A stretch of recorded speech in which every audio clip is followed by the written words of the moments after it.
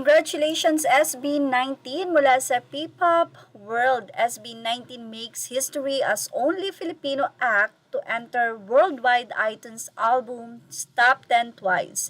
SB19 has achieved a historic milestone with Wakas at Simula entering the top 10 of the worldwide iTunes albums chart. The P-pop Kings have become the only Filipino act to date to accomplish this feat, and they have now done it twice.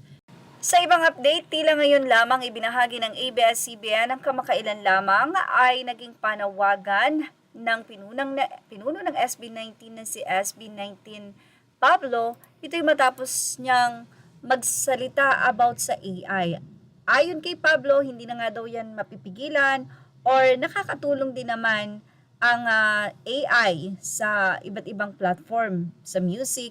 Pero ayon sa kanya, sana daw magkaroon ng legalities ang rights bilang isang musician katulad niya na tao tapos magiging kalaban mo ay AI. So, yun yung pinakausapan ni Pablo. Ang ilan naman ay nag-react dito at narito ang kanilang naging say. Say ng isang netizen, Pablo has every right to speak about it because he is a real artist.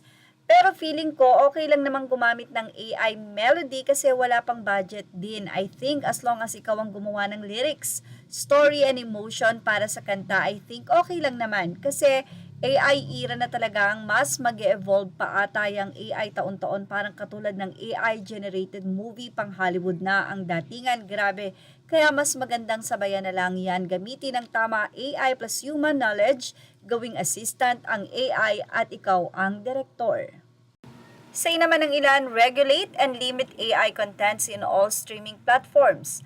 Mas maganda pa din ang original composed song from true artists kaysa sa mga AI-made you songs na walang meaning and no emotion or you can't even relate sa lyric.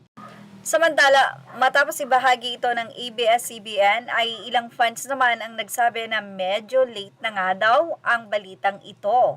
Well, true naman, pero ilang araw pa lang naman nakakalipas. Kaya naman nagbigay ng update ang isang fans at sinabi nilang eto na po ang bagong news sa ABS-CBN.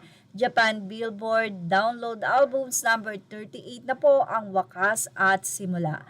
At yun nga, ang SB19 po ay pangalawang P-pop group na pumasok sa worldwide iTunes. Well, sila lang po. At yan ang ating Showbiz Now update. Images are all credit to the rightful owners. Thank you for watching Showbiz Now.